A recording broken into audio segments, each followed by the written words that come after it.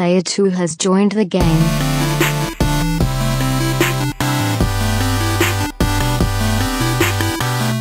Hey, yo, what's up, everybody, and welcome to episode 122 of the Two Player Co-op Podcast. As always, I'm one of your hosts here, Kevin, along with my brother from my mother, Sean. How we doing? I'm doing good. Shout out to Dad. He's not watching or listening. He might. Now that we're back on audio services around the globe, he might listen. You never know. Sean, did you know what? No, I didn't. We have a merch store. Give me the magic fingers. You can go to teespring.com/stores/2player-co-op to order a t-shirt or coffee mug or phone case or sticker. Or hoodie. Men's and women's varieties. I think that's everything we have. Toddler clothes. Toddlers, if you got new kids like Sean's about to have. I mean, he's not going to have a toddler, but you know what I mean. Todd. I can't wait to record more Mario. What? More Mario. Toad. Todd. So go to teespring.com/stores/2player-co-op. I'm not putting it in twice. If you want to order a t-shirt or whatever you want, seriously, it does help us out a little bit. Put a little bit of money into our pockets, basically, so we can pay for audio services around the globe. We'll get to that later. Also, we have a Twitch channel that we haven't been on in a while, but maybe I will soon, at twitch.tv/2player_co-op. I hate you, twitch.tv/2player-co-op, for taking our merch. Are they active? Like, do they use it? Whoever they are? I think they had like 20-something followers, subs, whatever it is. I don't like that. So they're more active than we are. But it's there if you want it. Yeah, episode 122. We're recording this on a Tuesday night, which is way later than we normally do. On a Sonic Tuesday night. But we'll get to why we're doing that here in a little bit. 2 nights ago was the Royal Rumble.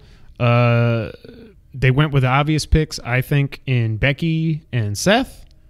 But like Brandon Stroud, right? Sometimes the obvious pick is the correct pick. Yeah, I was upset when I got home, but then I stopped and thought about it. About what? Like, just the Rumble in general. Well, the men's Rumble pretty much sucked. But I think it's just because, and I do this every year with the Rumble, I build it up and think of all these cool things they could do. Hashtag Kenny. 9 out of 10 times they don't. I know what. And in the end, like, besides Finn, which, whatever, I got what I wanted. I wanted Seth, and I wanted Becky, and I don't care about the rest of it. But, like, that they did what they should have done. Now they're going to turn around and screw that up by making the women's a triple threat match. I think there's no way that doesn't headline WrestleMania, though. Oh, yeah. But I think either way they were going to headline it. I mean, Becky is the most... yeah, no matter how they do it, Becky's in the main event. But when she comes out... You're going to have like a Stone Cold... like that will be the biggest... oh, God. Yep. And she deserves it. She deserves awesome. every decibel of it. She's awesome. And...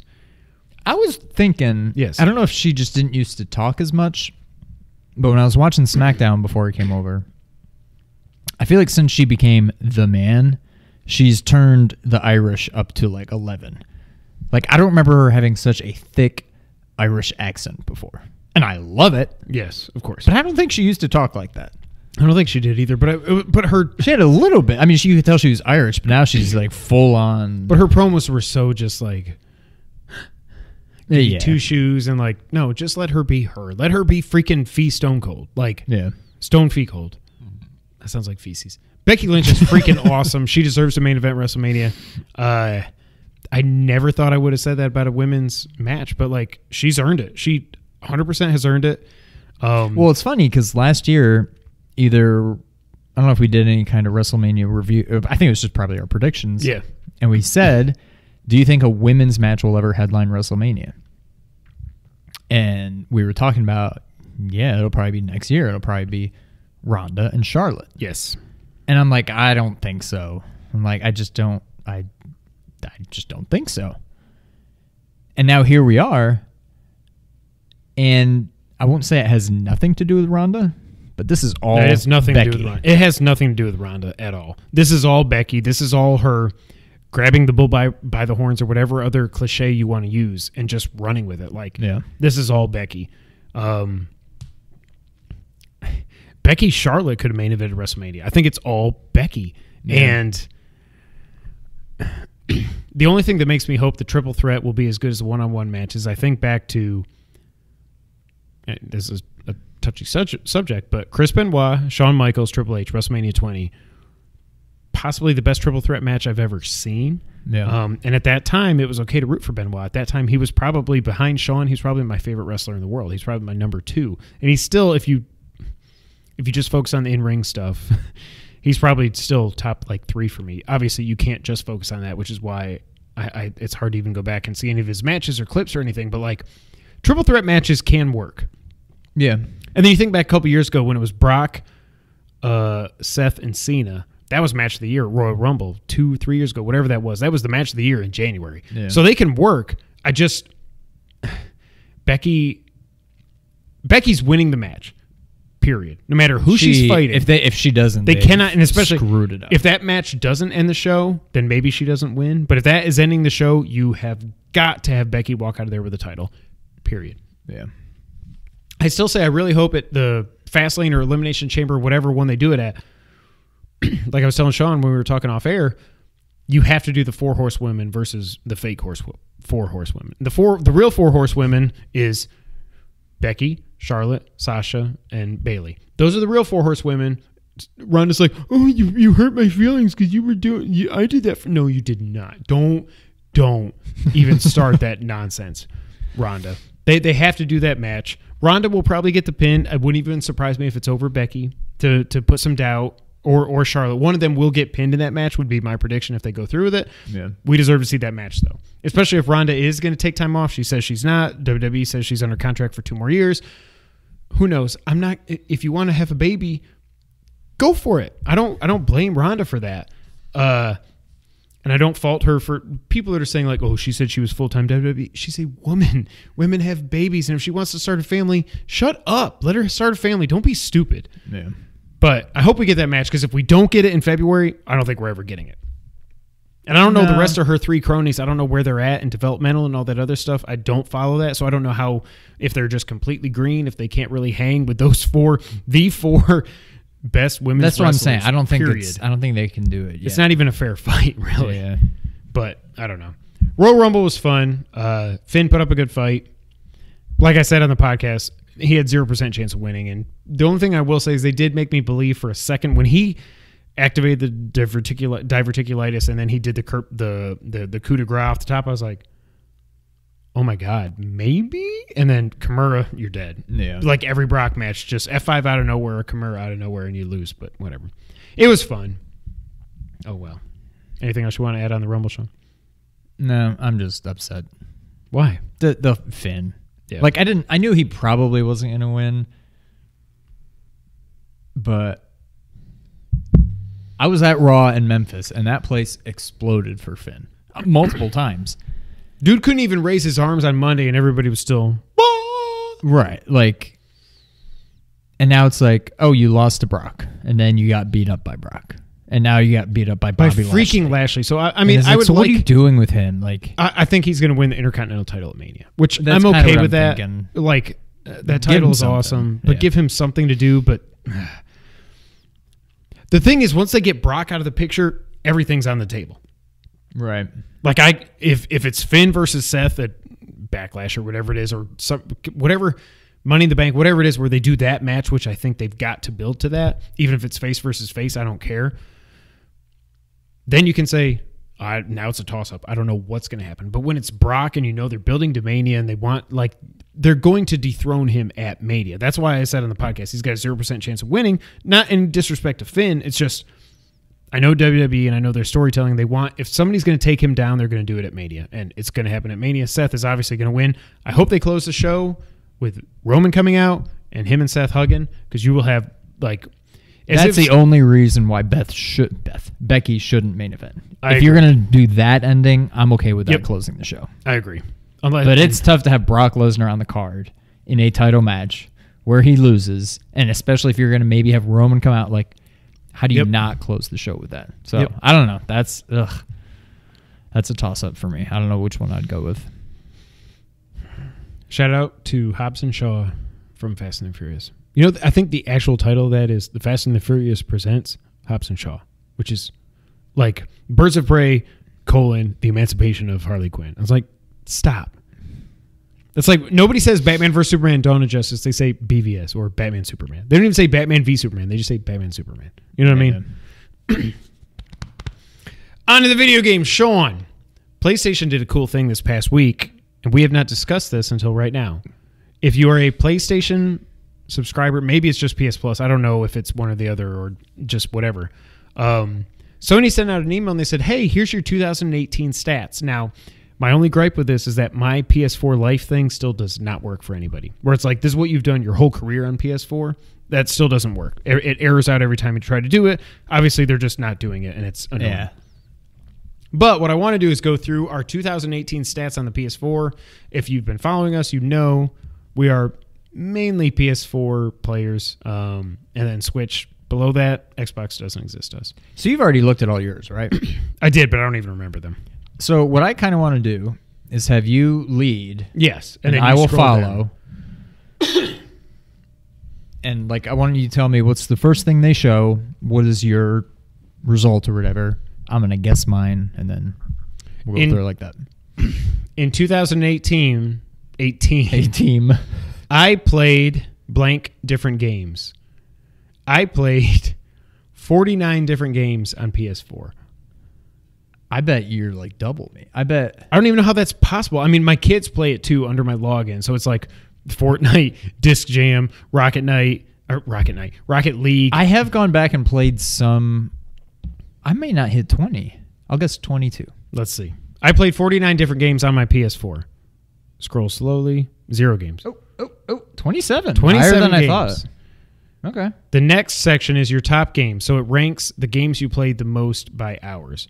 My number one is God of War. God of War, 48 hours. So basically, I platinumed it in 48 hours. There's my timer. Because it didn't have an in-game clock, so I always had to just like go based on my notes to see how long I was playing it. 48 hours. Number 2 for me, there's no apostrophe, but Marvel's Spider-Man, 41 hours. Number 3, wow. Shout out to my shout out, Madden NFL 19, 25 hours. Wow. Sean, what are your 3 top games for 2018? I'm going to guess number 1. It's got to be Spider-Man. I don't know, because I put a lot of time into that this year. I didn't really get back into it. True. Now, I did start You didn't platinum it when I did, yeah. What I think might be number 1, because I did 2 full playthroughs and DLC, is Resident Evil 7. Oh my God. That didn't come out last year. You didn't do 2. That came in 2017. Wasn't that last year? No. You played it again last year. No, okay. So then it's got to be Spider-Man. I still never played the DLC. Oh, I need my game. But Resident Evil, what do they give? Just top 3? Top 3. Resident Evil may be on there. Showing your top 3 games are Spider-Man number 1, 39 hours. Okay. Oh, duh. Bloodborne number 2. Wow. 27 hours. Really? You got way further into that than I did. Oh, number 3, Final Fantasy VII, 23 hours. Oh, I'm never playing that game if that's 23 hours long. I would not have thought I put that much into it because I played pretty much the whole game on like fast forward mode. I'm never playing that game now. I don't have that many hours. No, but that was Brittany. No, that was me, but that was a lot of, I was trying to like do Platinum everything and I still couldn't, but okay. No, I wouldn't have thought Final Fantasy VII had 23 hours, but okay. Next are your top genres. So this one's weird because they give 2 categories. I guess the top one is your top one, and then the second one is number 2. I don't know, but this doesn't make any sense. My top genre was action-adventure. I believe that. 21 games, 189 trophies, and 183 hours. But it doesn't let you can't click it and see what those games are. My number 2, I guess, is shooter. How the hell? I played Destiny for like 5 hours. Action-adventure and then role-playing because of Final Fantasy. That's true. It's got to be. Action adventure, 12 games, 128 hours, and RPG. With no, they don't give the numbers for that one. Mm-mm. Why would they put it there? Why do they put it there? Like, look, you click it and it's like it blinks, but it doesn't do anything. That's weird. All right, action adventure RPG. The next, there's an ad for MLB The Show. You scroll past that, and then in 2018, you clocked.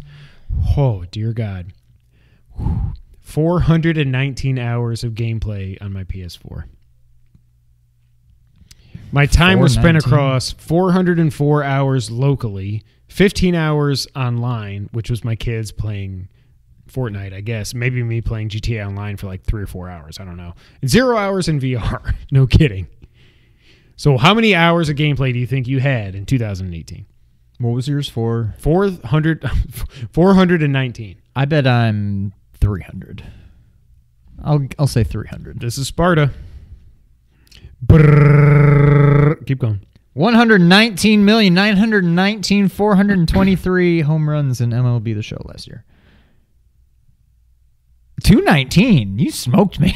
By 200 hours. All right, so what are the other ones? But now you got to think, like, you played Hollow Knight on Switch. You played Celeste on Switch. That's true. Curse of the Moon on Switch. That's true.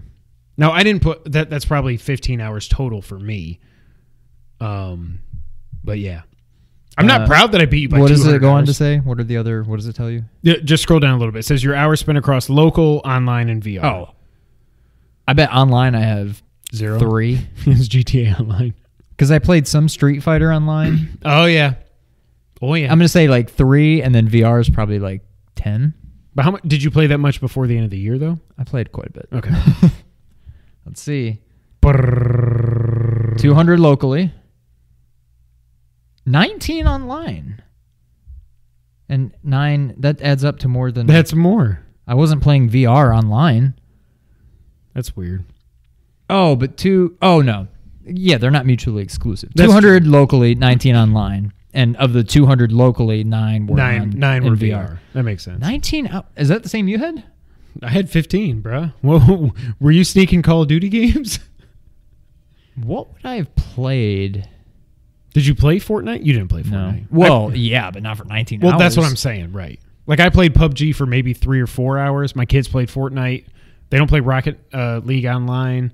I played Street Fighter 30th. I probably played that about 5 or 6 hours online, I bet. That's interesting. I would not have thought it'd be anywhere near that much. Next up, we have 2 categories. Your longest gaming streak, so the most consecutive hours that you played. This you'll probably beat me at because you don't have a kid yet. My longest gaming streak was 4 consecutive hours. I bet mine's like 5. I don't think mine's way past you. And then the next one is days played in 2018. I played 162 out of 365 days. I played my PlayStation 4.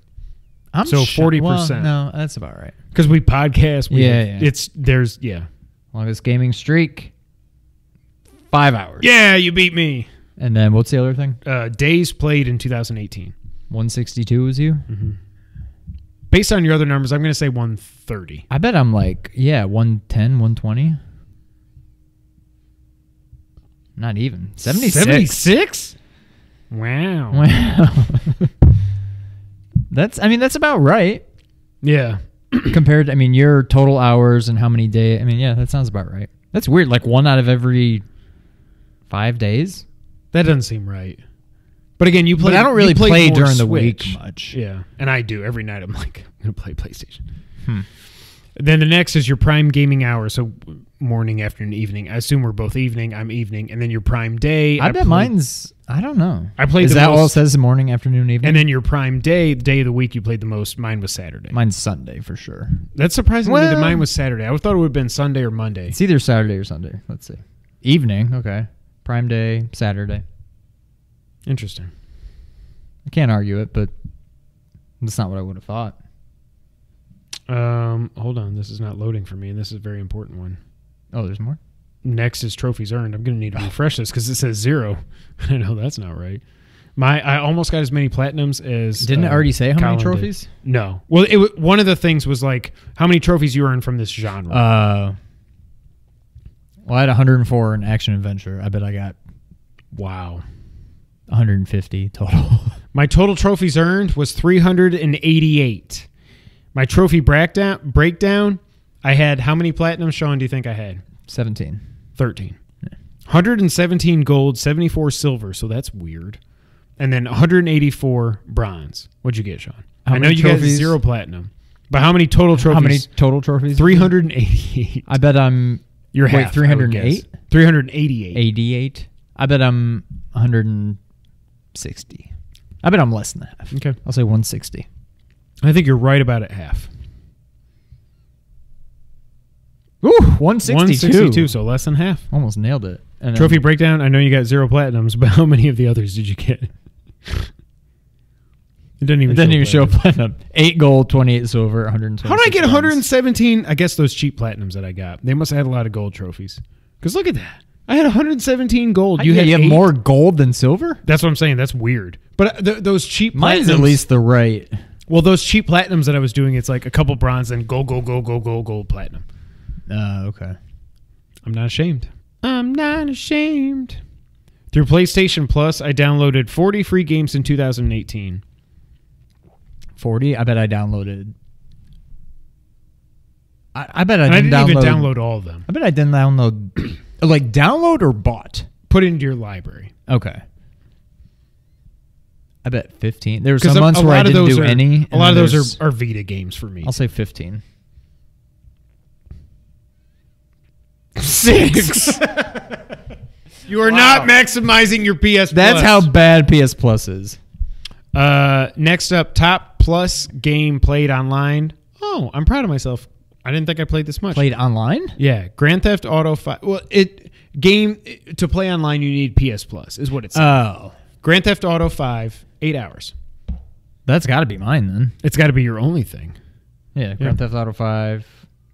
18 of my 19 hours were GTA 5, and the other one was probably Street Fighter. you play like a half hour like Street 3 Fighter, or 4 matches in Street Fighter. I think that's it. Oh, your 2018 Oh, okay. Oh, this is cool. Does your summary by month. January, I played 8 games, 21 trophies for 41 hours. February, 3 games, 19 trophies, 35 hours. March, 7 games, 5 trophies, 29 hours. April, 5 games, 20 trophies. That's when God of War came out. 35 hours. May, I was still finishing God of War. 4 games, 22 trophies, 44 hours. June, 6 games, 47 trophies. That's when I was downloading these cheap games. 31 hours. July, 11 games, 56 trophies. Wow. That's when I went crazy with the platinums, I guess. 35 hours. August. That's weird. 9 games, 45 trophies, 53 hours. That's my most hours played in all of 2018 is August. Was that No, Bloodborne was before that. Because Spider-Man was September. Wasn't out yet. That's weird. September, 1 game. You only played 1 game? I played 1 game. Spider-Man. 51 trophies, 47 hours. That pretty much lines up with my Spider-Man stats. October, 5 games, 27 trophies, only 11 hours. That was some cheap platinums. You only played 11 hours in October? Yeah, because like DX Plus and so they were like 30-minute platinums. I'm not ashamed. 9 games in November, 61 trophies for 33 hours. December, 5 games, 14 trophies, 24 hours. So, and then at the end it says, thank you for playing. Copyright infringement. 49 games, 419 hours, 388 trophies. All right, let's take a look here. I like this. That's cool. They should do that every year. I feel like I think they do something similar to that last year, but every year. But last year I didn't get mine for some reason. All right. My most hours was February. September? That was Bloodborne. That's when Bloodborne. Really? Yep. Was it that long ago? Yep. I mean, that's got to be it. But Spider-Man, I feel like that's weird. December was my next highest at 36. That was you going back to Spider-Man and playing That VR. was Spider-Man and VR and just being on vacation, quite frankly. And then September was 3rd at 27. That was Spider-Man. I got 0 trophies in October. I only played 3 hours. So October was definitely kind of a lull. Yeah, clearly. Wow. Oh, yeah. You played Hollow Knight on Switch. Never mind. Yeah. Does it give you like a title at the end? No, it's not like boss rank or whatever. No. That's it. Do they all just say Masterful Adventurer? Mine that's said what they that. call me. Oh, okay. 27 games. Well, I don't know that they all say that, but we both got that. There's more to come in 2019. Keep scrolling. No, I don't care. Yeah, 27 games, 219 hours, 162 trophies. That sounds about right. I was more or Again, less... though, a lot of those cross-platform games you played on Switch, not on PS4. Right. So that makes it. And you put how many hours do you think you put into Hollow Knight? 20, 30? Ooh. Like I only probably put 10 before I put it down. I bet 20 or 30, yeah. Quite a few, for sure. So that's cool. Go to PlayStation.com /your year. I don't know what it is, but go check out your own stats. If you didn't get an email, you can log into your PlayStation account and go from there. That was fun. Sean, we're not here to talk about the past, although we kind of are, because our main topic this week, what have we been playing? We've been playing, this is why it took this long for us to record this podcast. I got it. Resident Evil 2? Resident Evil 2, it is just called Resident Evil 2. It's not called Resident Evil 2 Remake. It's just called Resident Evil 2. I cannot wait to talk about this game. So, Sean, how many times did you beat this in the past? Only once, or maybe twice, or something? I don't know that I ever owned this game. Okay. Which is... No, you said you rented it over a weekend and I beat rented it or on something. N64 and beat it. And I don't know if I had this... I'm trying to think of where I played. I think maybe I had it on PC or something. That's what I was going to ask. I don't know if it ever came out on PC. I don't know where else I would have played it, but I know I've played it more than just renting it. But I bet I haven't beaten it more than all whatever game modes combined. I bet I haven't beaten it more than 3-4 times. Well, that's more than I've beaten it. Well, yeah, but I don't even know that I've beaten Leon A, Claire A, Leon B, Claire B. I don't know that I've beaten all 4 of them. I know I've definitely beaten it with Leon and with Claire, but yeah. So let's keep it spoiler light, because even though this is a 21-year-old game, I've never played it, so I don't want to know how it ends. Sean has beaten the Leon playthrough. I'm about 7.5 hours in, 7.5 hours into the Leon playthrough, Leon A. I'll probably beat it the next couple days. Sean, you're the Resident Evil guy in this podcast. Yes. What do you think about RE2? I'm the Resident Evil You're guy. the Resident Evil expert. What do I think about the game? It is everything I hoped it would be. Mm-hmm. Like, they nailed it. I was a big fan of the Resident Evil 1 remake, although that was more just... It wasn't just prettier? Like, you still they had tank definitely controls? added... They changed. It was still tank controls. Yeah.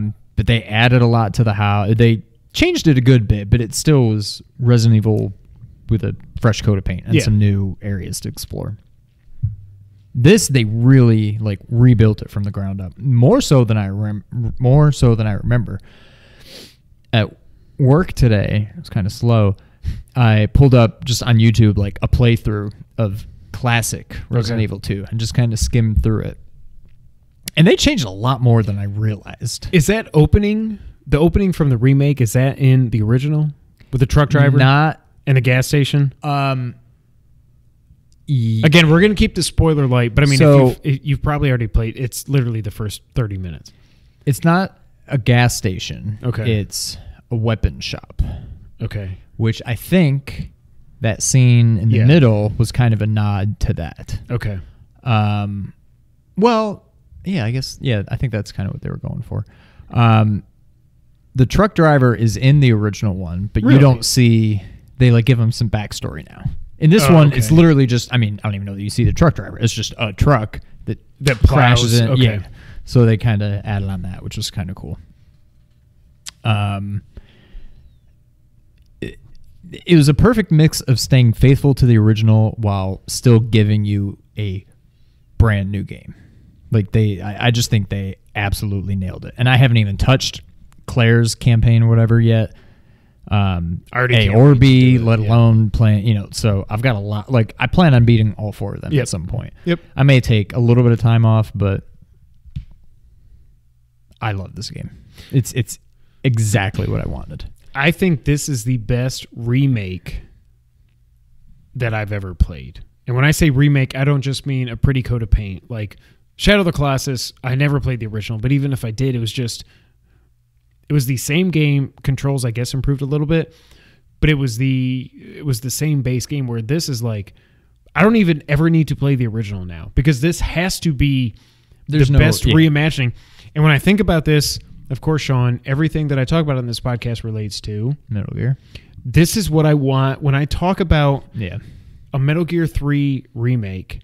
I don't want like just the same game. You don't want Twin Snakes. Yes, like I want them to just reimagine. Like I had I just commented on somebody's post on the Metal Gear Solid subreddit, and I got upvoted crazy. Blah blah. I was like, I just want this in Fox Engine with 5's controls. Blah blah blah. Somebody's like, that would make the game too easy if you just do that. I'm like, well, I know that. I don't want Twin Snakes. Well, I do. Well, okay, you're dumb.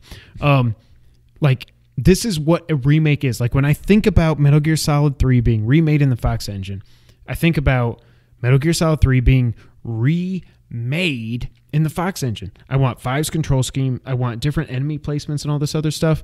And I want the only thing that I really care about them staying true to the original games. I want all the cutscenes to be shot for shot, the exact same thing in Fox engine. Yeah. This this game. I've got so many notes here. Again, I haven't beaten it yet.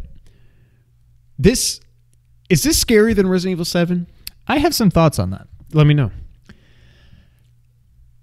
You can ask Brittany. I literally screamed. Did you throw the controller? I never threw the controller. I almost did when he showed up. Screamed multiple times in this game. And that rarely, if ever, happened in Resident Evil 7. Resident Evil 7 was just kind of I don't know if I can play this game. It just messes with my head. Because I'm just the first person. always scared, and I think that is part of it.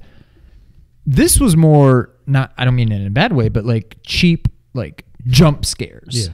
As opposed to Resident Evil 7's just kind of overall atmosphere of just like uneasiness. Like, but no, I screamed so many times. There was this one part, there were several parts, but the kennel.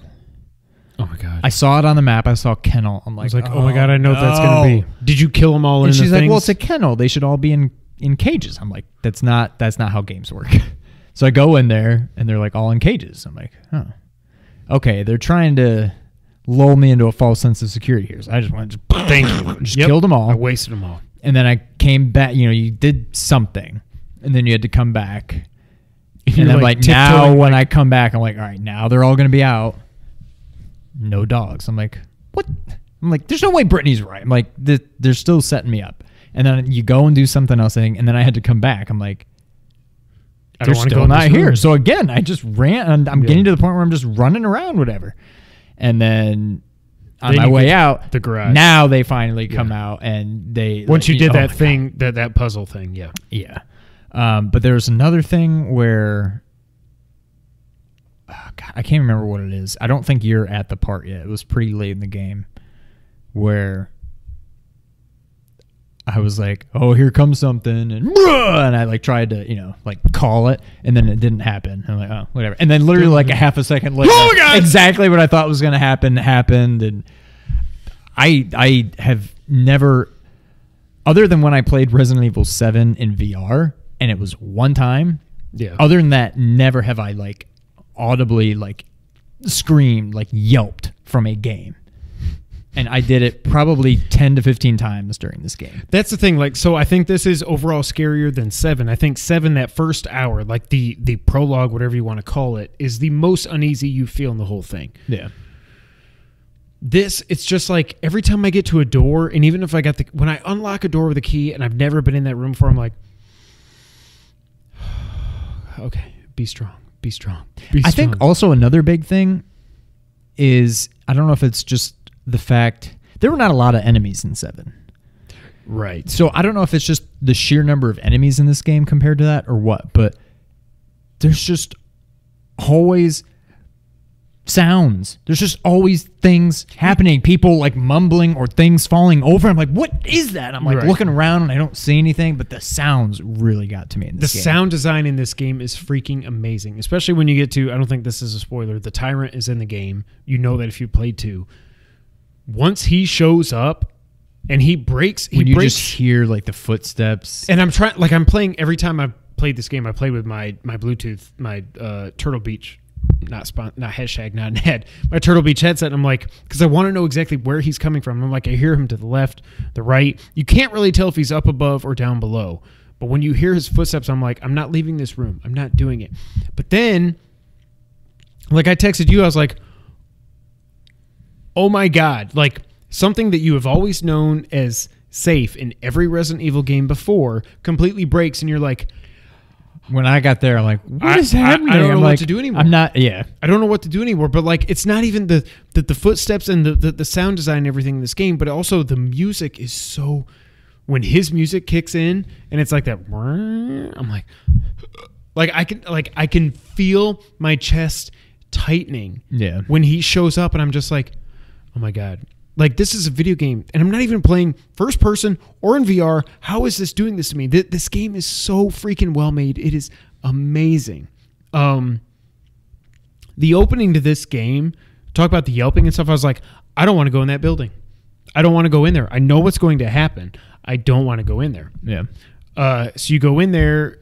Colin, did you see Colin's Let's Play? I don't know if you saw it. He's like, Leon's the dumbest cop ever. Like, he walks up, he's like, sir, are you okay? And he's like bleeding. He's like, why were you asking him if he's okay? He's blood everywhere. And the guy's that way.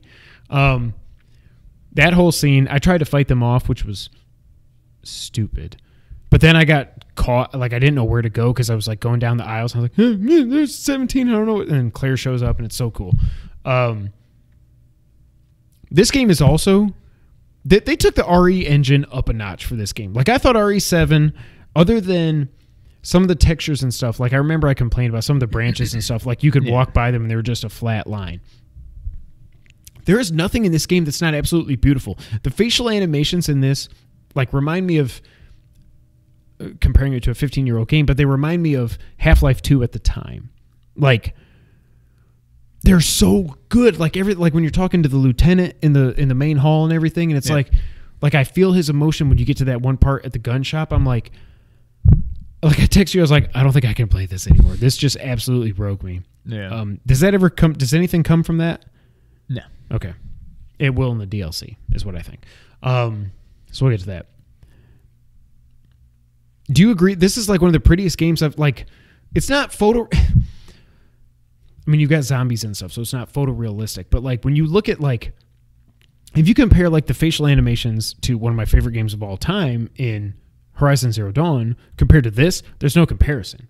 Like, this is so good. Even the trucker, like, when they zoomed in on his burger at the beginning, I was like, oh God, it's a zombie brain or something. I was like, oh, it's a burger. Yeah. And then it's like everything, but he's like you can see every hair on his beard and like his facial animations and everything. It's so good. This game is so pretty. Everything's wet. Like, and the lighting in this game is so pretty. Like, I don't know how long they worked on this game because it's been rumored forever. So I don't know how long they've actually been working on this, but they squeezed everything, and we're both playing on base PS4s. They squeezed everything out of this game that they could possibly squeeze out of it. Yeah. The only other thing, and I'll never get it, but now I just feel like I'm spoiled, and I want an RE1 remake. Like, if they could do with the original Resident Evil, not that the remake wasn't bad. I mean, not that it wasn't good. Right. It was good, but it was still Resident Evil 1. Yeah, I want Resident Evil 1 remake RE engine. And I don't think they'll ever do it because they've already remade it and they basically built that again. Like, I don't think they'll, but I mean, this has been such a huge hit. Like, maybe? I hope they don't get away from first person. I hope RE8 is RE7 too. Like, keep that going. But there is still a lot to be done with old school Resident Evil games. Capcom, it is crazy to think. I remember 3 years ago when they released Street Fighter V, and there was no arcade mode, and I went on my rant and all this other stuff. I was like, Capcom is dead. They're almost Konami at this point. The resurgence that they have had since then, they've done Street Fighter V so right since then. Marvel Capcom Infinite sucked. They did so good with the X collections. The Legacy collections were already out, but the Mega Man X collections were so well done. RE7 was amazing. This, I don't think this is crazy for me. I think this is better than 7. I'm I'm torn. I think it's recency bias and all that, I think, but like this game 7 at its best is better. I agree. This game is more Consistent. This is like a 9.5 out of 10 like throughout. Resident Evil starts at like a 10, I mean an 11 if you ask me, but call it a 10, drops to like a 9 and then drops to like a 7 near the end. So, at its best, I think Resident Evil 7 is better. This feels like a 9 all the way. But in the end, I think that Zelda was Builder. Zelda was Builder. Did you notice that your controller glows based on it? I did way late into the I noticed that way early. I was like, why is this? It's green. Why is this yellow now? Buddy, you got to pee. Okay, whatever. It's yellow. Oh, it's yellow because that's my health. That's so cool. Now you got to go, huh? We don't have the new PS4s where it has the little thing on the touchpad. I don't think you do.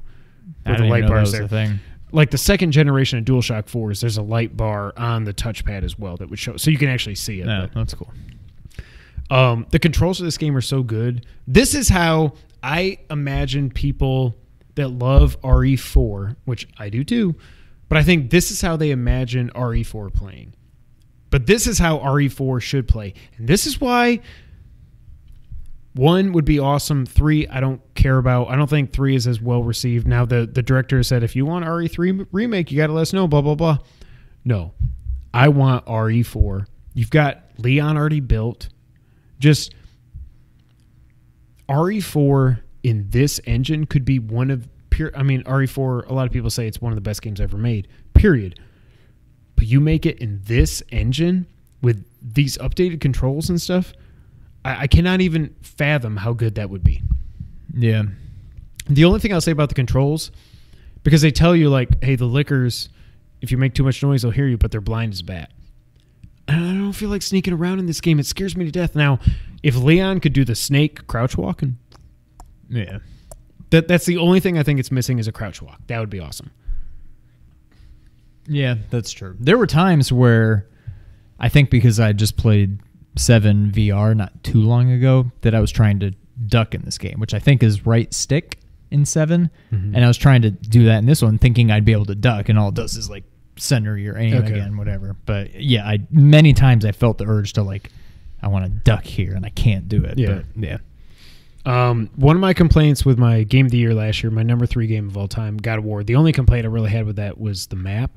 The map in this game, it's perfect. It's perfect. It's one of the best maps I've ever seen. Like they name all the rooms for you whether you've been there or not. That was a huge, like, I mean, they did that in 7, and that was so huge, and it makes it just seem more real. It's not just like here's another random. Here's the room. commissioner's room. This is the art room. Whatever. So it's like when you find a note that says, "Oh, the lock in West Room, 2nd floor, whatever." It's like, I know exactly where that is, and I've memorized this map now because I've run away from the damn tyrant so many times in liquors and stuff. Like, this map is perfect. If you haven't played it yet, what they do is like if you get to a new area on the map, it shows as red. It'll stay red until you find everything in that area, whether it's something you got to pick up and read, or a locker, or an item, or whatever. Once you've got everything in that area, it goes blue. So I don't need to explore anymore. Yeah. Like I can just, if the people come through the windows and stuff, I can just run away and I don't need to worry about it. It's so well designed. And also, like, the level design in this game, I don't know why you'd ever make a police station out of a museum, but just taking that as it is, I never got frustrated in this. The only thing, like, I was like, do I just have to go to the tower? And you're like, yeah. I'm like, well, okay, that's what I figured, because that's the only thing I've got. I've got nowhere else to go.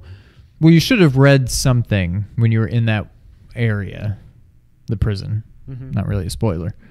There should have been a note or something you can pick up where it's like, hey, so-and-so, yeah, we're still waiting on those 2 parts. But last I knew that this guy had it over there, and then this one, the guy was at the clock tower for repairs, and he had one. So that tells you. Oh, I didn't. I just paid attention to the 2 parts. I was like, well, I've got one. Yeah. Oh, you had gotten one before you even read that? No. Oh, it was after the fact. Yeah. I don't even remember where the. Oh, yeah, I do. But the level design's so good in this game. Like, you're never. This is a Metroidvania game where it doesn't hold your hand so much as, like, I've heard Metroid Fusion does, where it's like, now you've got this item. Go here. Go to terrain, like 3B, whatever. Yeah. This is just, you get, because it's still, it's a small map, relatively speaking, until you get to the later in the game, it seems. And just little thing that 7 did, but I'm 99% sure the original 2 didn't. When you try to open a door and it's locked, and it says, "Ooh, there's a diamond etched." Diamond on your map. Yeah. So you know exactly. In the original one, I was always like, where did I need to use this key again? Yep. And it's just such a big help. And if you find like gunpowder or an herb or something and you can't pick it up because your inventory's full, it marks it on your map. So you're like, well, I can run past all these guys to get that green herb if I need it to make a potion or whatever. Yeah. I am playing this way more methodically than Sean is. As I'm like 7.5 hours in, he beat it in 7.5 hours. I've got an hour and a half. It was under 7, but it was like really? 6:55 or something. I was playing through this at an okay pace, but still, like I've saved like 65 times already or something. Oh my god! I think I saved 25 to 30. Really? Yeah. Because I was just so scared. I'm like, I'm not a Resident Evil guy. I'm like, I saved every time I saw a typewriter. Oh, I never went out of my way to go back. Oh, I just did that. Go back and save. Did that. Go back. But anytime I came across one, I'm saving. I did that all the time. I was like, open this door. I'm going to run back and save because I don't know what's on the other side of that door. So I'm playing it very methodical and everything. But like, I like that though. Like this is how a Metroidvania in 3D should be done. Like it just, again, it goes back to the level design and everything. Like it just begs you to go back and like, well, you got this key. I mean, when I finally found the jack for the library, I was like, yes, I can get across that hole and blah, blah, blah. And that opens up the old, this game is so good. What else haven't I talked about? Let me check my notes. The other good thing that I don't really remember, and I'm looking forward to figuring it out, I think if you play Leon, which we did, that's what you play. And if you play Claire, you play Claire's story. Yeah. I think the B version of each is flipped. Like I think It's in the original, yes. Instead of them, stopping and then getting rammed in the back by the truck, somehow the car like spins around or something. It's like to where now the history. truck is going to hit him in the front. Okay. To where now when Claire gets out, she's on that path that takes her to the front door, and Leon's on the path that takes him to the back door, the side door, whatever. When you play as Claire, it's like you might as well be playing a totally different game. Because you're going in this side, like by the time you make it to the main hall, you've made a lot of progress, and it just plays like a totally different game. And I don't remember. I think both the Bs are like Claire. I think Claire's B is basically Leon A. Now, obviously, you have your own interactions. Your interactions with Lieutenant, what's his name? Lieutenant Dan. Branna, yeah. Are going to be different as Claire than they were as Leon. But I think, for the most part, everything's kind of where you get these items in the same places, in the same order. Like, it plays the same, but you're Claire instead of Leon. But even that being the case, I still want to do that. Like, I really want to play Claire's right now to experience the other side of it. But I also want to go back and play Claire each A, of their Leon Bs. B, yeah. Like, yeah. Was the tyrant this scary in the original? No. This is the scariest. Like, this is way scarier than Jack Baker to me. Like, the one cool thing about Nemesis is that it's basically basically the whole game, right? the whole game. Yeah. Now, he's not literally chasing you, but he'll like pop out. like Baker did. Yeah. Like go through a wall. Exactly. And stuff. Yeah. Okay. It's like the beginning of Resident Evil 7, but the whole game. Okay. It's not like he's just always behind you. In that game, it's like just get to like the next room or the next room after that, and he's gone. You don't have to worry about it. Whereas this guy can go. But he'll pop out again a few rooms. Like he's always there. Yeah. Whether you can see him or hear him, he could pop out at any time. This, I mean, in the original, I don't remember him being so. Well, apparently he was only in Claire's resilient. playthrough. So in the that original. was what I was thinking. Yeah. That's why when he showed up in Leon's, I was like, what the really, hell is I was happening? like, what? Yeah, In the jet, that really threw me for a loop. But no, way scarier in this one. He just looks like a big. I mean, he looks basically like he's just a big dude in like a trench coat, whatever. Not trench coat, but like a cape. I don't know what he's wearing. A cloak. It's a trench coat, yeah. And part of it was the graphics. He just wasn't as intimidating looking. And in that game, like every room is like a separate area. So you go through a door and it does a little animation of the door opening. And I think once you go through the door, you're good. He's not coming after you anymore. Right. Now he'll pop out again later, kind of like Nemesis. But this guy like follows you around from area to area, like in real time, and he's just like relentless. The scariest thing with him isn't even the footsteps. It's when you hear a door open, I'm like, oh my God, why is this happening? Like, I have no frame of reference. I never played the original, but I could never go back. It's and a play great the original game, but after there's no need to. Yeah. Like, look it up on YouTube, get an appreciation for how it looks, and that's all you need to do. Yeah. The Tyrant literally almost gave me a heart attack multiple times, and I have heart issues in my past, so it's scary. Also, all I got to say is Emma. Yeah. When you said that last time, like Emma, because he calls her something else, but like her name's Emma, and then they close the door and yeah.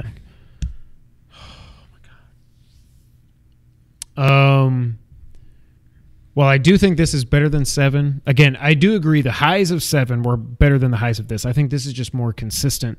9 all the way through, whereas 7, at least the first hour, if not the first whole half of the game, was 10 out of 10, and then it drops to 6, 7, whatever you want to say after that. This is 9 all the way through. Is this better than 4? Because that's a gold standard. I loved right now. 4, and I think it's tough to talk bad about 4 because it's a fantastic game, but it's almost not Resident Evil to me. It's so more It's not Resident Evil. and it's not just survival it's horror linear for the most part. There's like occasionally you'll get to like this area and you have to do a lot of exploring and backtracking, but it's pretty much just go through the whole game, which is not Resident Evil to me. It's a great game, but it doesn't seem like Resident Evil to me. I think it's better than 4. Yeah. Well, I wish, and I don't know if it would have worked. I don't see why it wouldn't. I kind of wish they would have added a first-person mode to this. Like, it's the same engine. Right. The way it controls, there's no reason you couldn't do that in first person. It would almost kind of be cool to play RE2 Remake in first person. That's my one wish, but... one wish for me, Leon, you got to run faster, bro. That's what I'm talking about. Playing in the demo, I'm like, he just seems slow. Like when I'm running. Now it seems like the whole time I played this, I'm on yellow or red health. So he's like, ugh. Yeah. Ugh. So I'm like, maybe that's why, but no, it just that seems could like, be. I played it yellow pretty much. Yeah, he should run faster than he does, is one thing that I was thinking. Yeah. And do the snake walk. Yes. All right, so you think for RE8, do you think they do go back to first person? I don't. I think... Oh, I mean, yeah, I think they go back to first person. Well, but... Okay, well, better question. Do we get RE8 next, or do we get RE4 or 3 or 1 remake? I think we do get 8 next. I think it's going to... Yeah. I think we'll alternate. get 8. I think we get they 8, do 4, 9, 1 is what I think happens. Maybe 3 because people want 3. I just don't know. After this game, I'll play any Resident Evil game that Capcom makes from here on out.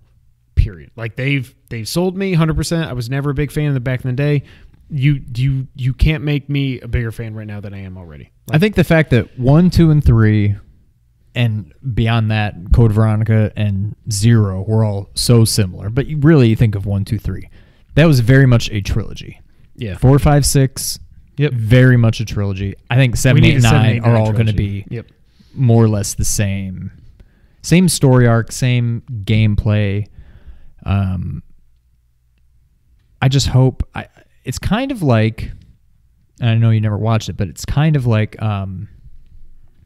True Detective in more ways than one. Like the game itself, just backwoods Louisiana and just overall just creepy factor. That's how that series was, and it was perfect. That's not okay. That's a tyrant. I don't like that one bit. I just don't know how you can top it. I feel like Resident Evil 8, unless you go back to Louisiana, like I don't want to be in like an umbrella factory or whatever. Yes, I don't want to. I just don't know how they'll ever go back. I think it'll be in the style of 7, but I don't think you'll ever top it. Yeah, I just don't know where you go from there to progress the story while still maintaining that realistic feel and not just being in like a high-tech lab or something like that. So what's up, buddy? Oh, buddy, gotta pee.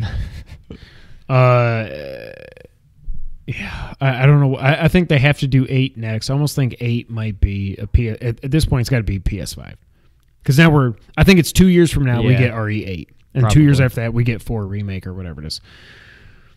Some facts here. So Resident Evil 2, the remake, was the biggest Capcom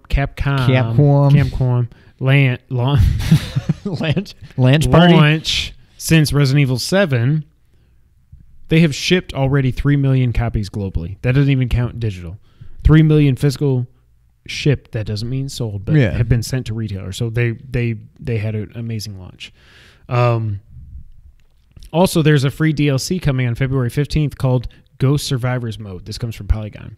Capcom is working on a new game mode for its Resident Evil 2 remake that offers 3 additional perspectives on the zombie infestation of Raccoon City. That mode, the Ghost Survivors, will be released as a free update to the game, Capcom announced at a Resident Evil event in Japan. The Ghost Survivors will be a side story that focuses on 3 survivors. Robert Kendo,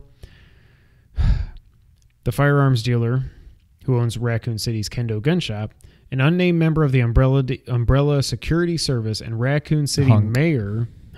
Hunk. Oh, is that what it'll be? Probably. Okay. And Raccoon City Mayor Michael Warren's daughter, who meets I'm not going to read that. I wish I didn't read it right now. Spoiler? Yep. Okay, yeah, don't read it. Damn it. Okay, so I assume that's in Claire's story. All right. According to a translation of the event from Silicon Air, the Ghost Survivors will include randomized scenarios, an enemy unique to the game mode, and a shop where players can purchase items with points they earn in-game. We've reached out to Capcom for more details. In addition to the Ghost Survivors, Capcom has more free download planned, free content planned.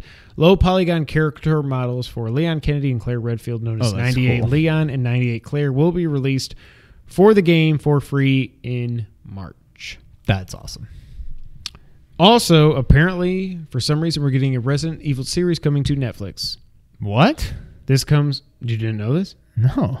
This comes from Deadline. I heard they were rebooting the movies, supposedly. But exclusive. Resident Evil is headed to television. It's not television. I've learned that Netflix... Not me, the author. I've learned that Netflix is developing a scripted series based on the hit action horror franchise. I hear this... I hate reading this in the first person. This person hears that the series will be a Netflix global original. German production and distribution company Constantin Film, which is behind the Resident Evil movies, loosely, that's a good word, based on the Capcom video game series, is the studio. Search is underway for a showrunner to shepherd the adaptation. Okay, so it's very, very early. Yeah, no one is commenting, but I hear the plan is for the series to expand the Resident Evil universe and deepen the exiting mythology, not existing. I hear the series will keep the basic premise, which also served as a setup for the movie franchise. The drama series will explore the dark inner workings of the Umbrella Corporation and the New World Order caused by the outbreak of the T virus. By the way, that's what I thought it was. They talk about the G virus in this. It's both. Okay.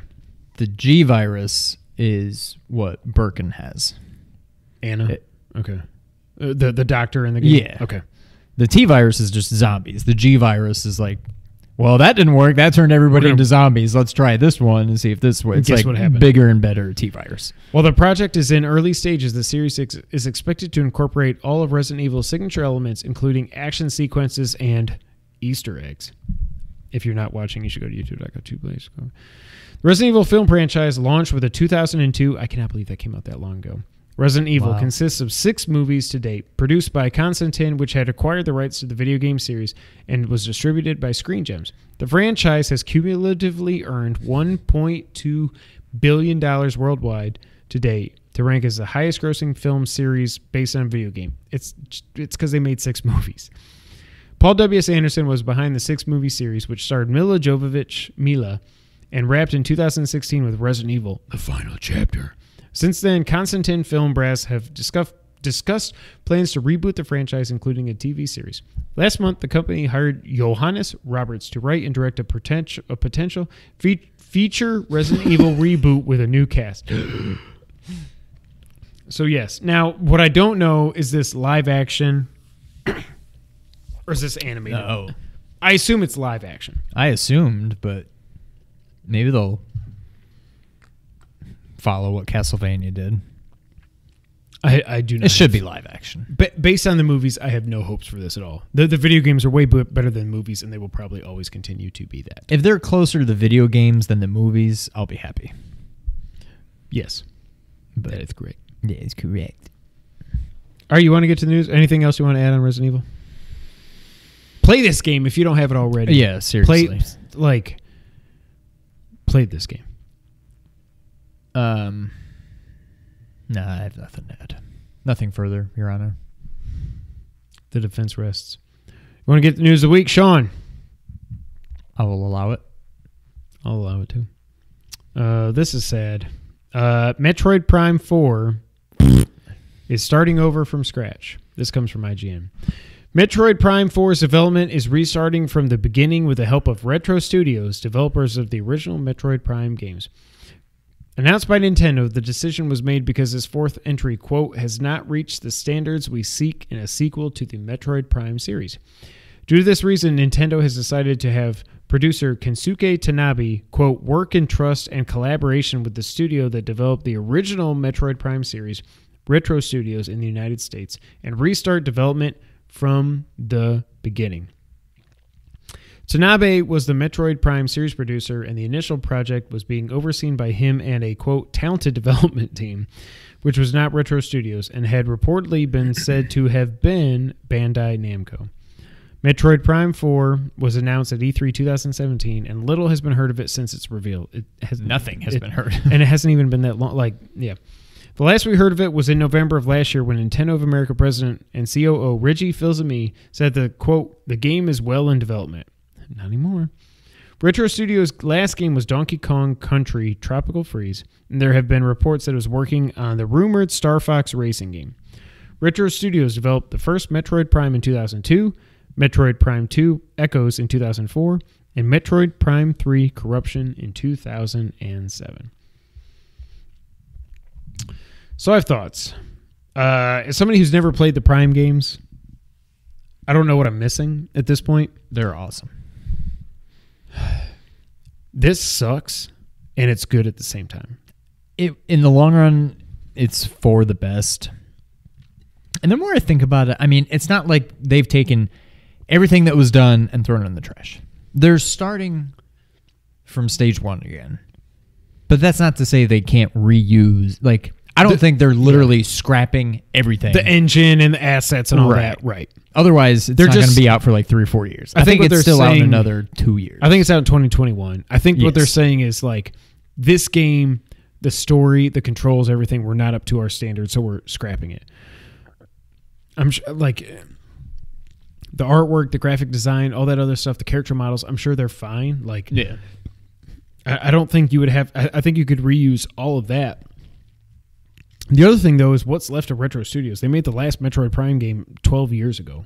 Like, how many of those people are still there? The people that, like, shepherded this from 2D into 3D. Yeah. But Nintendo, 9 times out of 10, when they put out a first-party game, they nail it. Yeah. So, as bad as I want Metroid Prime 4 to be a thing, I would rather it be a good thing than a crappy thing. I don't want Metroid Prime Federation Forces or whatever it was on the 3DS. Like, also, as I've said to you many times off air, now they have plenty of time to get us the trilogy on Switch, and I will play through all 3 of those games, and I cannot wait to do that. That has to be coming. I don't know that it's this fall, because this fall is going to be Pokemon, and they don't need anything other than Pokemon. But for people like me that don't like the Pokemons, maybe it is this fall. I don't know. Like, it can't be that hard. Just take the games, up-res them a little bit, put them on the Switch, 3 carts or 1 cart, 2 downloads, them. whatever like, it is. Perfect as they are. Yeah. Just, fresh coat of paint, clean, crisp everything up, good to go. I would say that's the one I mean, it's good that we're going to get the game the way it should be. But I think besides Metroid Prime 4, the one good thing to come out of this, hopefully, is that I think it's more likely that we get the Prime remakes. Yeah. I think. We have to. And if not, then what's this all for? What's this life for?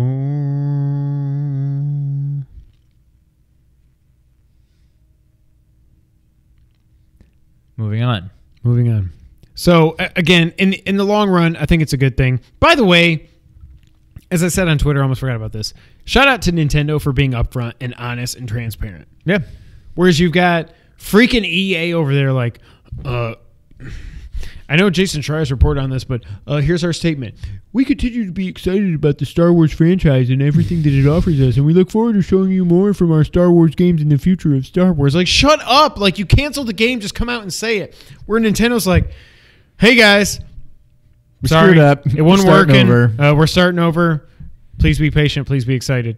Thank you. That's like I was tweeting Nick and Adam. I was like, this is why Nintendo is beloved, and EA is like the most hated company in the world.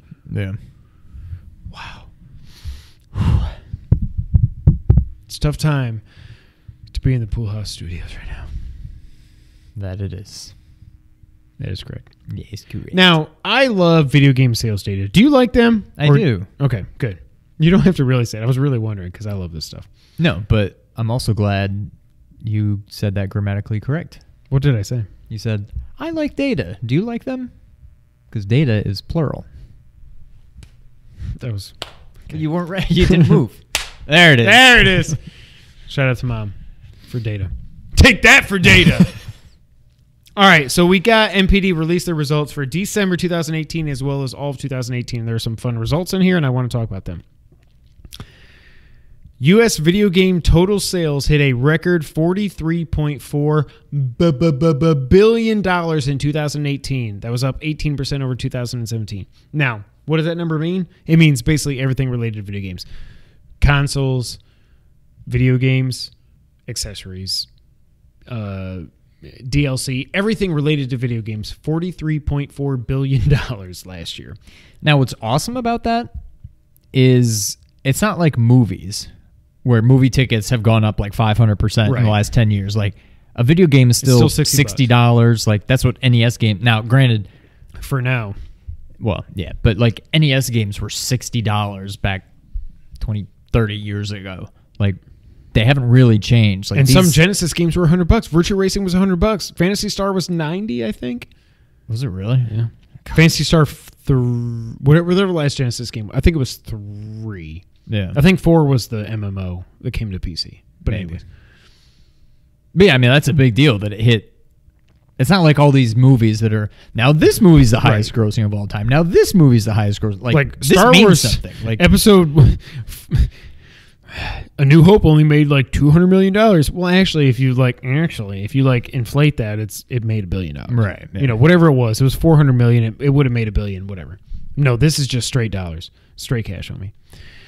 The best-selling console of 2018, both in units sold and dollars sold, was the Switch. Yes. Nice. Shocking. But both the PS4 and the Xbone, their sales went up over the previous year. That's good. This late in the cycle, that's crazy. Yeah. Smash Brothers Ultimate was the best exclusive launch in video game history. They sold over 5 million copies in their first month. Did you know what the previous record holder was for this? I would have never guessed this in a million years, and you will not guess it. Because it's nothing you would think of. But the best exclusive launch game before Super Smash Bros. Ultimate was... in 2010, Xbox exclusive, Gears. Halo 3. Reach. Oh. Halo Reach was the best exclusive launch in history up until Smash Ultimate. 8 years later, Smash toppled it. Wow. Sean, I want you to guess at how much money freaking Fortnite made in 2018 on a free-to-play game. I don't know. $2 billion. $2.4 billion on skins and battle passes and V-Bucks. Are you kidding me? This is why Epic Games can say, okay, we'll give you, the creators, more money because Fortnite's going to print them money for at least the next 2-3 years, I would assume. At least, yeah. PUBG also, not to be forgotten, made over $1 billion last year. Now, part of that is the game cost $30. But there's all the But stuff you still, can buy in the game, yeah. but still made $1 billion last year. Let's look first at the top 10 games sold in December. What do you think number 1 was? Smash. Number 1, Smash. Nice. And that doesn't even count digital, so it might have even been higher than it was. Number 2, what do you think that was?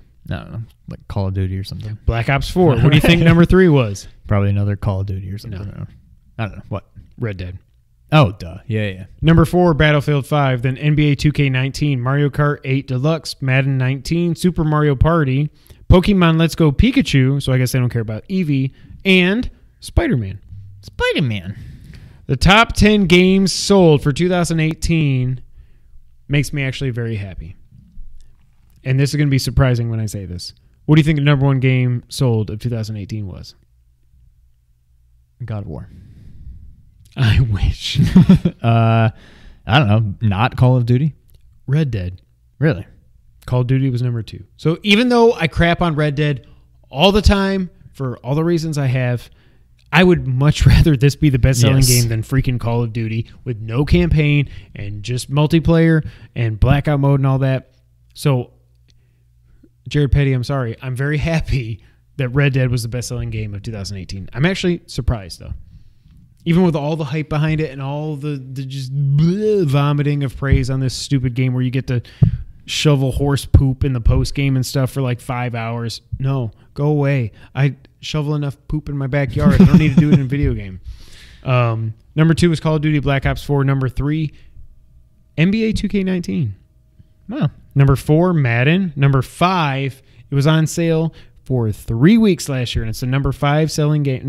Top 5 selling game of all time. You know what I'm trying to say. The number 5 game for 2018, Smash Ultimate, not even counting digital. That's crazy. Number 6, Sean's Game of the Year, Marvel's Spider-Man. Spider-Man. This time with an apostrophe. Number 7, Far Cry 5. Number 8, God of War. Number 9, Monster Hunter World. Number 10, Assassin's Creed Odyssey. When did that come out? October. Oh, okay. That's earlier than I thought, but I mean, it's still pretty good that it made it. Yep. So I mean, all joking aside, I really am happy. I would much rather see Red Dead. I'd rather see Rockstar and Red Dead get recognized for having the best-selling game of 2018 than stupid Call of Duty. Yes. Period. 100% agree. I still don't want to play it. Nope.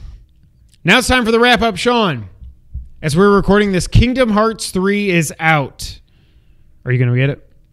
Have you decided one way or the other? It's I'm about an gonna get 88, it. 89 on Metacritic right now. I'm sure I'll get it. I'm not going to get it anytime soon. I've got other stuff going on. I've got 3 more playthroughs of Resident Evil 2. But then, honestly, we never touched on this. I got me a platinum in Spider-Man. Better late than never. Number 3. So I'm officially done with Spider-Man. And you beat all 3 DLCs, you said? Yeah, 100%. Okay. I'm done. All right, well, now I need to download them because I can't have you having more trophies than me in the game. They're all, it's totally worth it. They're a lot of fun. Kingdom Hearts? Kingdom Hearts. I can't remember what we were talking about. I feel like I have a lot of time left in Resident Evil, but not really. Like, now that I've got a feel for the game and whatever, I think if my first playthrough, unless Claire's or Leon's B, The B playthrough is like take 5 way hours is from what I longer. hear. No, it's shorter. then it shouldn't take me anywhere near. I mean, not like I'm going to finish it in 2 hours, Right. but like none of them should take me 7 hours. I should be able to beat the other 3 in like 18 hours combined, maybe like somewhere around there. I could really do that. I mean, I'm going to be off for 3 weeks. You I'm could gonna have my a hands baby in full, 18 hours, though. but like, I don't know. That'll keep me busy at least for another month or so, Yeah. I think. And then that's probably when I'll get Kingdom Hearts, because I don't know what the next game besides that coming out is that I care about. Like, not even that I'm excited about, that I even care about. I don't know what the next one is.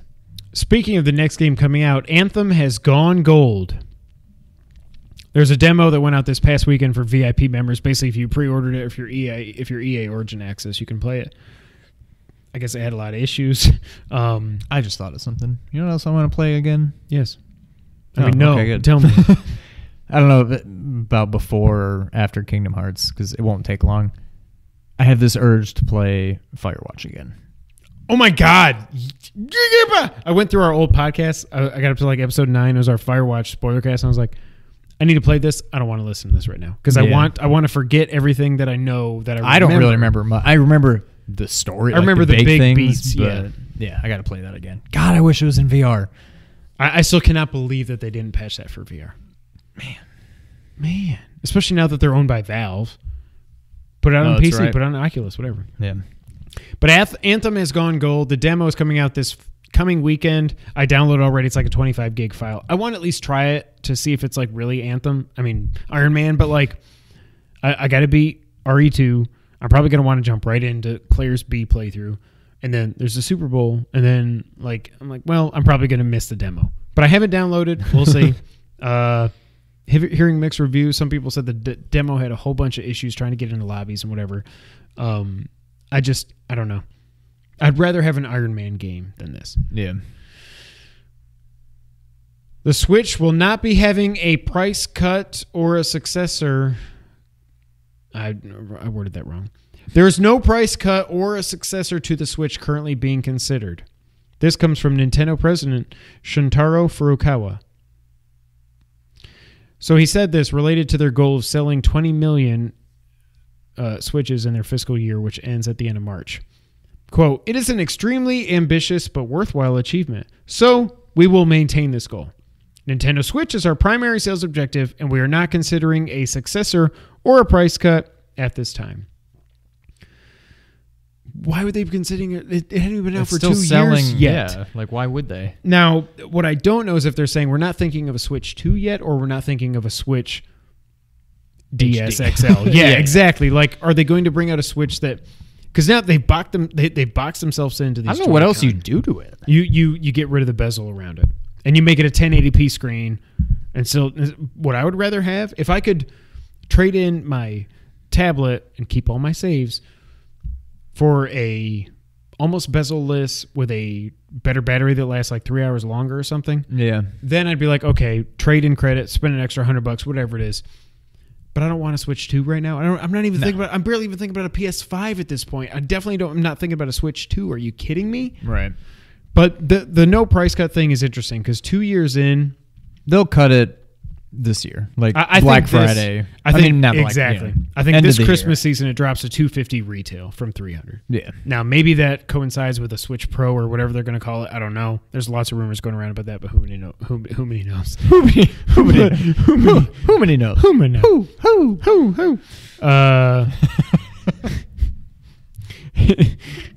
knows?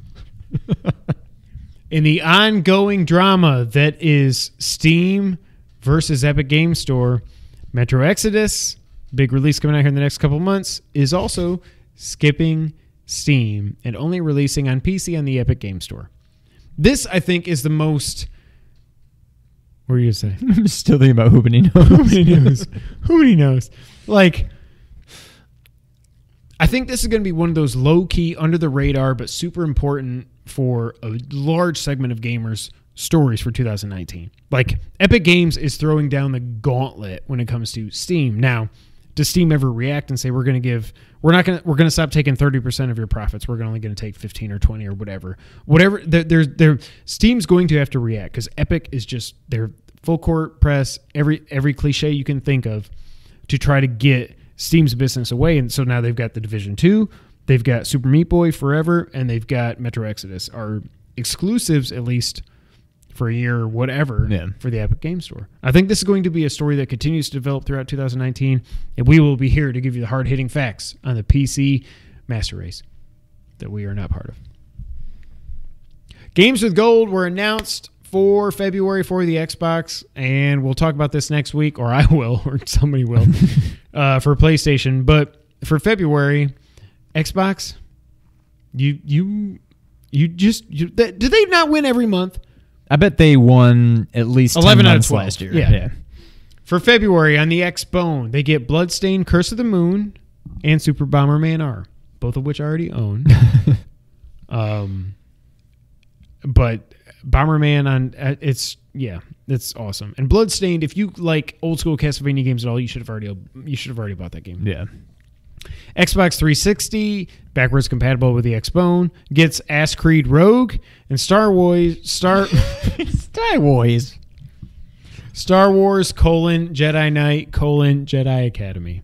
I know nothing about that, but Ass Creed Rogue is supposed to be pretty good. I think that was the Ass Creed game that they put out when they did. I think it was Unity on this gen and then Rogue on last gen, I believe. And that game, everybody said it was better. Whatever the game was that came out on PS4 and Xbone that year, the previous gen version was a better game. What about Star Wars? Star Wars, Jedi Knight, Jedi Academy. I have no further thoughts on, Your Honor. And that's it for the wrap-up.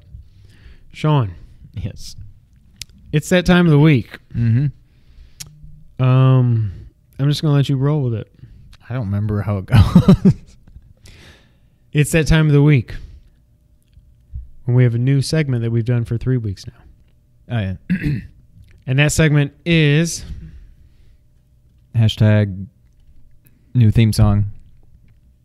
Did you know the trivia? That's all we got. Thank you. Kiss from a Rose. All right. I'm not going to give you an option this time. I'm just going to tell you. Let's hear it. Sean. Oh, crap. My notes got messed up. Did you know that the first game to feature multiple endings, depending on how you played the game, was... Metroid. Castlevania 2, Simon's Quest on Tiger Handheld. No, on the NES. Did you know? Are they counting Metroid? It's not really the ending, but you get to see her in the suit or not in her the suit. bathing suit or not. I don't think it's really the ending. They're talking full-blown different endings at the end of the game. I did not know that. So, if you beat the game in 15 or more days, Simon and Dracula are both dead after the final battle. Oh. So nobody wins and nobody loses. I guess the Earth is okay. Wow. If you beat the game in 8 to 14 days, is it just the day-night cycle? Do you know? I think that's what they're talking about. Simon kills Dracula if you beat it between 8 and 14 days. But he succumbs to Dracula's curse, which is interesting. Dracula, Castlevania 3. Yeah, so that's weird but he succumbs to Dracula's curse and he dies at Dracula's grave. So it's like if Big Boss was like, I love you, the boss. Oh, fuck. And if you beat it in 7 or fewer days, not less, I got that right, Simon kills Dracula, breaks the curse, and walks away from the grave. But then in a post-credit, not really post-credit scene, but as he walks away, no, he lives. But then Dracula's hand comes up like the Undertaker buried alive, 96.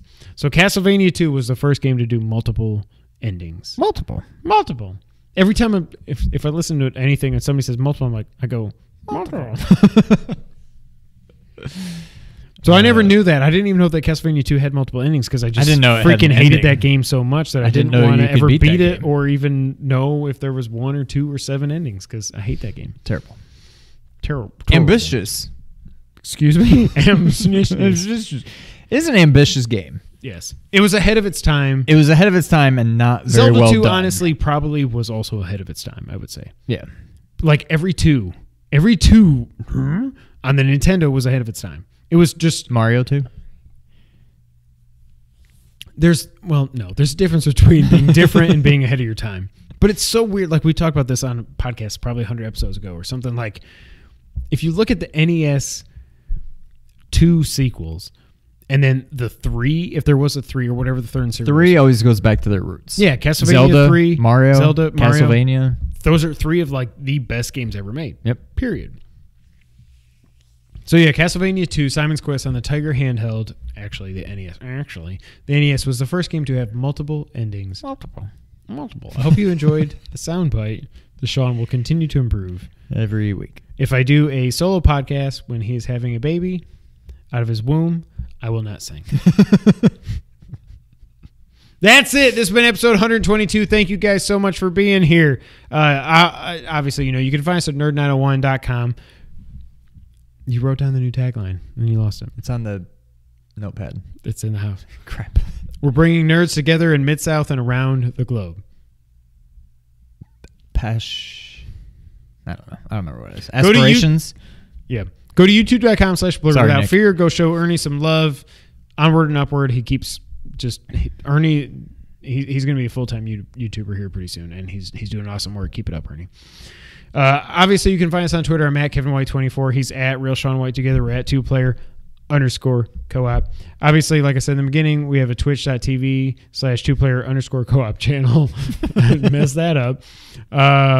If you're listening to us, you should go over to youtube.com/2playercoop. Make sure you hit the like button. Make sure you hit the subscribe button. Even if you never watch a video over there, it means a lot to us. We're trying to get to 1,000 subs this year so we can actually make back the money that YouTube took from us and actually show up in searches and stuff. That'd be great. And when you hit that subscribe button, hit that bell also. Hit the bell to get notified whenever we paste a new video. Ring my bell. Sean, do you like audio? I do. I do too. You know what? You can check us out on Apple Podcasts, SoundCloud, Google, Spotify, Stitcher, and other audio services around the globe. We also have a Facebook page that we never update. We're going to go back to the old thing. I'm not putting it in there because it doesn't count. Facebook.com/2playercoop gaming. Thank you for the likes. We're never going to post anything there. This has been a good episode. I like it. Yeah, I'm very excited for the future of Resident Evil, no matter if it's 8, 4, 1, whatever the naming convention and number convention is from here on out. I cannot wait to see where it goes. I cannot wait to beat this game and then beat Claire's playthrough. Yep. But until that time, Sean, go ahead and take us out. Thank you for playing.